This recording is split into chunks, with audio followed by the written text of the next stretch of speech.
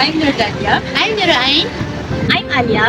I'm SYAFIQAH. I'm SYAHIRAH. Now we are at National Textile Museum.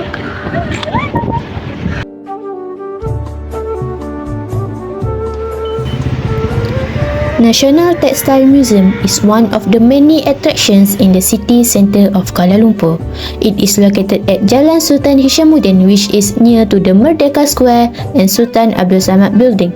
This museum showcases the origins, development and techniques used in the industry of local textiles.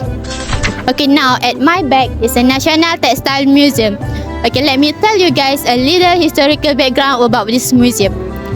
This museum is housed in the attractive building of Mughal Islamic style architecture, which have been designed by the British architect called as Arthur Benison Hubbard. This building was originally completed in 1905 to house the headquarters of Federated Malay State Railways, but after that, they have been occupied by various departments before being converted to the National Textile Museum and being opened to public in 9 January 2010.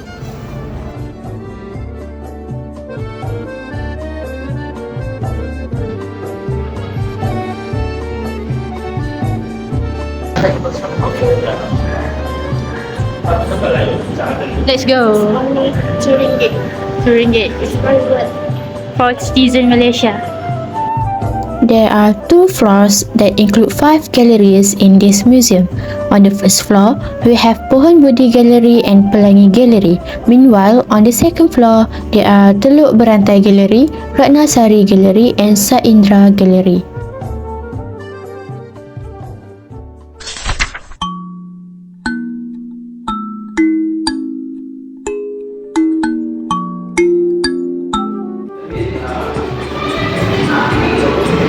Let's get to the Pelangi Gallery.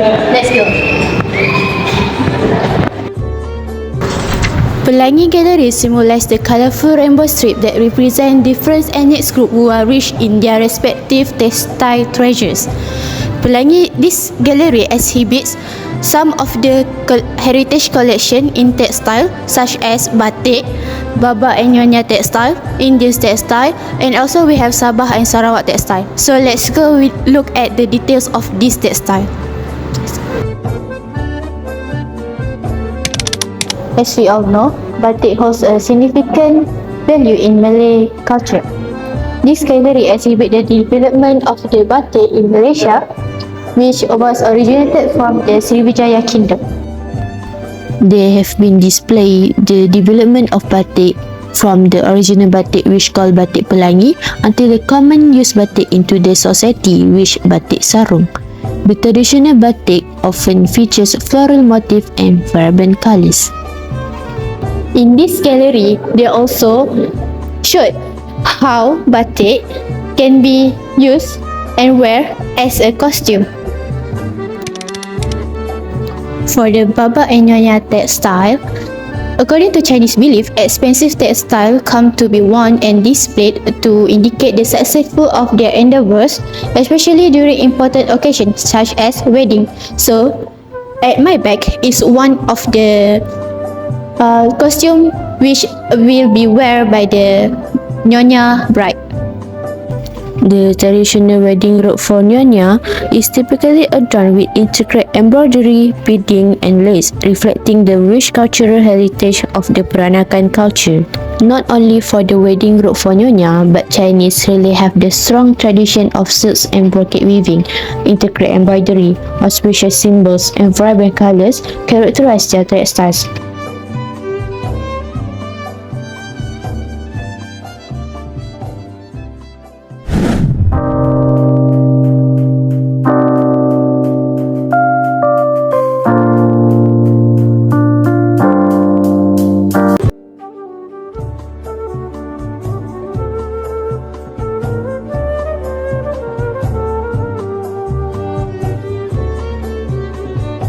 Right now, we are in Pohon Budi Gallery. Pohon Budi, also known as Pohon Hayat, Tree of Life, or also called as Pohon Beringin. Pohon Budi, quite well known as the large tree that offers shelter, that becomes a symbol of history, the cycle of life and civilization, just like a tree that germinates from a seed growing bigger and bearing fruit in the form of useful shapes and colors. The gallery showcase the origin of textile from the prehistorical times as well as its growth through trade. In this Pohon gallery also included a variety of traditional making technology process which the tools and material too. The first technique is process of making printing technique. First, prepare a silk screen frame which desired batik sarung design. Second, weigh and blind spatial dyes wax for even mixing. Third, spread white cotton cloth on a special table covered with a sponge and artificial leather. Fourth, print clothes using various colors start with the black. 5. Continue with red for the second step using the squeegee. 6. Complete the process with the blue to cover any remaining white space. 7. Hang the clothes to dry for a few hours, then collect and fold. 8. Fasten color with sodium silicate in solution using a rubber roller. 9. Soak, rinse and boil clothes to remove sodium silicate trace. Lastly, hang the clothes to dry in open field, cut to desired size and fold it. The second one is embroidery. There has two types of embroidery, ribbon embroidery and silk embroidery. The process of making ribbon embroidery: first, cut the fabric and secure it tightly in embroidery hook. Second, measure and cut green ribbon into 4-inch length, fold in half, cut obliquely at both ends and bake at the edge for joining. Third, stitch ribbon on the side, pulling thread to form shapes like taro leaf. Fourth, embroider flower or leaf like which a sewing needle starting from the bottom and going back down from the top. Fifth, embroider flower pastels by forming ribbon knots on the fabric. Sixth, fold a 16-inch organza ribbon pierce which a needle turn into a rose shape and thread the ribbon through the needle hole. 7. Create a twig stitch by marking triangles or 3 dots on the fabric, then sew in a loop stick. 8. Embroider flower, leaves, twigs, and flower pistil in the appropriate order. 9. Arrange the ribbon embroidery for an attractive and interesting design. Lastly, use the ribbon embroidery for various motifs and patterns in interior decor. Lastly, tools. Bark clothes beater. Wood is used to beat and thin tree bark to produce clothes. Second one is stone beater. Engraved stone are used to create a pattern on the clothes made from tree bark. The third one is Dongsun drum. Dongsun drum were popular trade item in Southeast Asia during the Bronze Age, originating from the Dongsun culture in the first few centuries BC.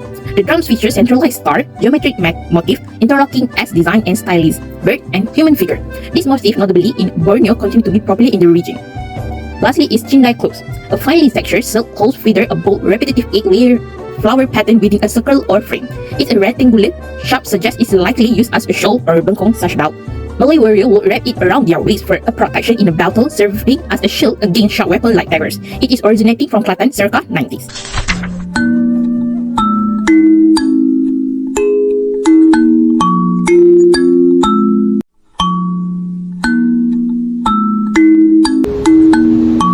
Okay guys, right now we are at the Teluk Bantai Gallery that was located on the second floor.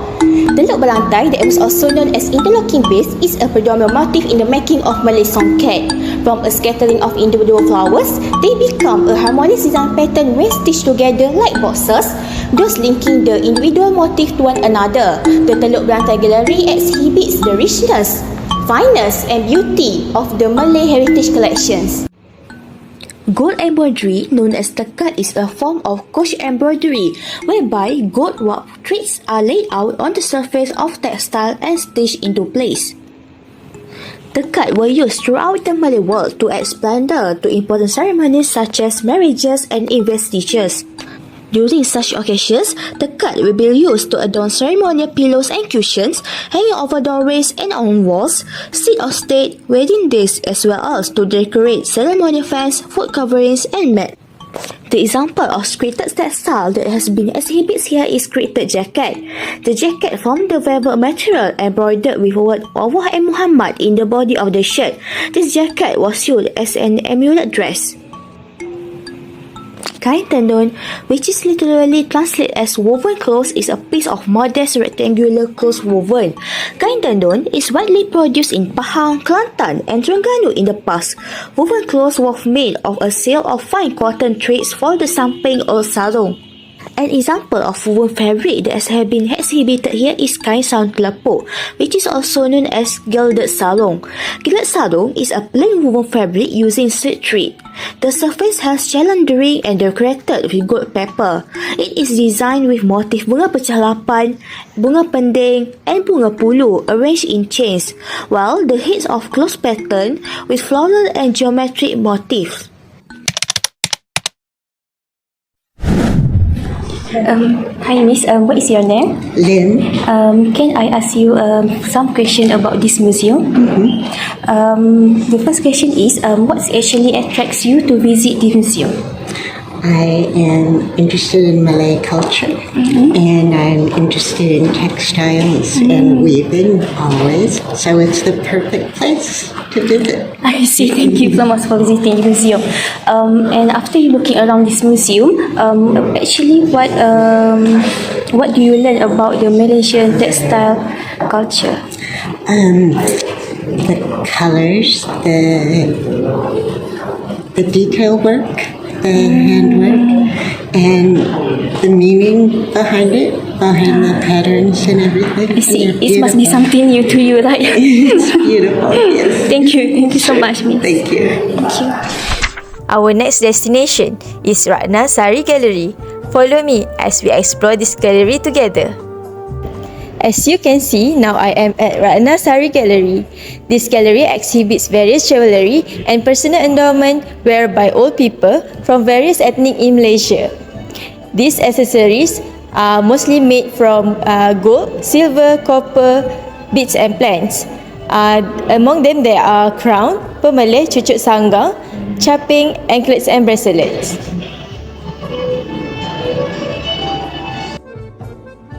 These accessories belong to ethnic in Sarawak. The beauty of the bead represent a symbol of luxury and the wearer's status in the eyes of society.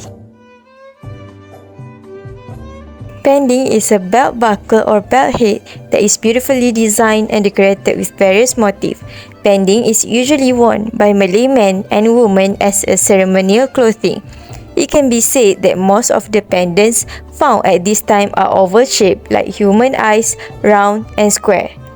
Pending, worn by Malay dignitaries and the ruling king, was formed using gold, suasa, silver or polished copper. Jewellery will enhance every woman's attire. This is an example of how accessories can be worn with traditional women's clothing. They wear jewellery including doko, kerongsang, cucuk sanggang, bracelets, anklets and rings. Women who wear a jewellery will appear more elegant as if they were a princess from ancient times. By appreciating the beauty and cultural significance of Malay traditional jewellery, we gain a deeper understanding of this rich and diverse heritage.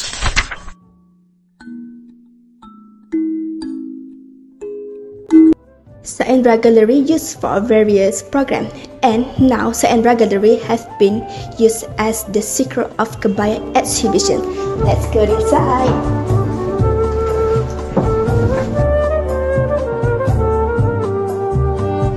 As you can see, there's a lot of kebaya display. The Secret of Kebaya was officially launched by Tunku Permaisuri of Selangor, Tunku Permaisuri Nur Ashiki, on 25 October 2023, who also launched a set of her long kebaya made from the royal bahan with tenun bahan diraja.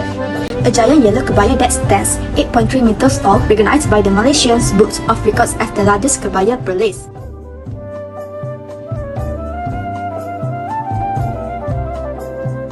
The Secret of Kebaya exhibition exclusively comprises a total of 60 kebaya collection owned by the Department of Museum Malaysia in cooperation with museum agencies and individuals. Kebaya is a traditional blouse worn by a woman in Southeast Asia, often paired with a sarung batik. Its features intricate embroidery and is a symbol of cultural identity and elegance in the region. The first one is short kebaya, which is Malaysia Airlines flight attendants. A pair of pendek short kebaya with a modern cut serve as the official uniform for Malaysia Airlines flight attendants. These outfits were designed by the Department of Fashion Design, University Technology Mara UiTM in 1986 and have been continued to be worn until today.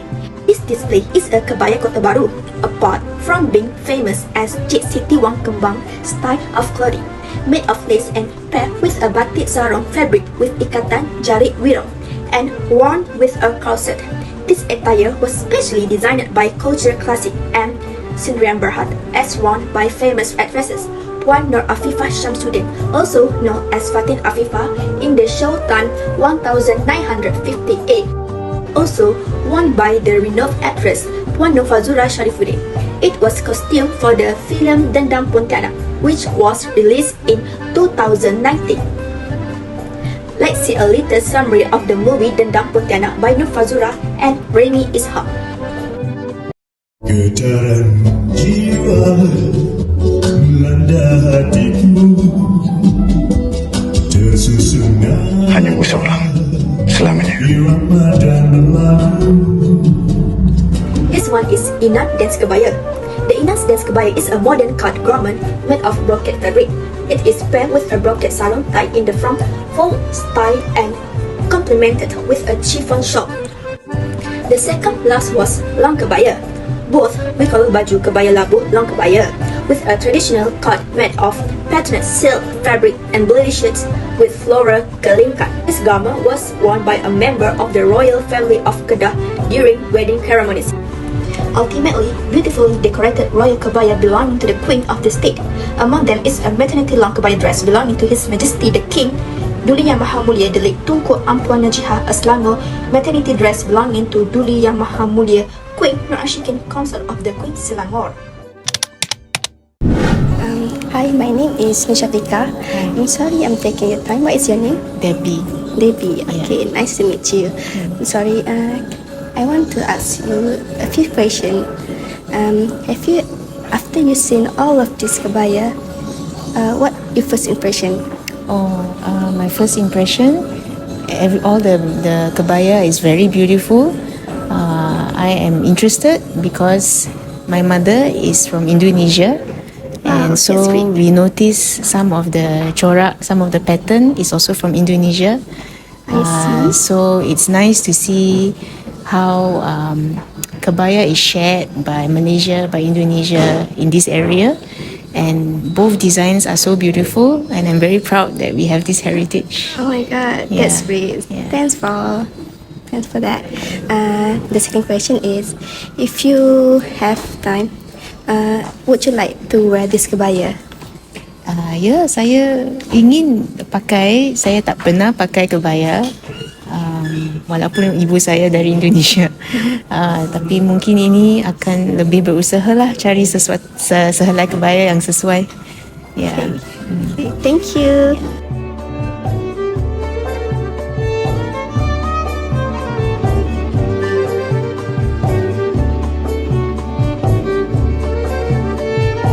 So guys, we have explored this museum and all the galleries here. What both of you feel, Dalia? I feel amazed when there are a lot of textile heritage have been exhibited here. What about you, Ain? That's right. I also feels like we know more about our textile heritage and we understand the history behind it. And also, I hope that this museum have been exposed more to our younger generation so that they know about our textile heritage. So, I hope our viewers also can get what we want to share. Nice. I hope guys enjoy the video. Bye.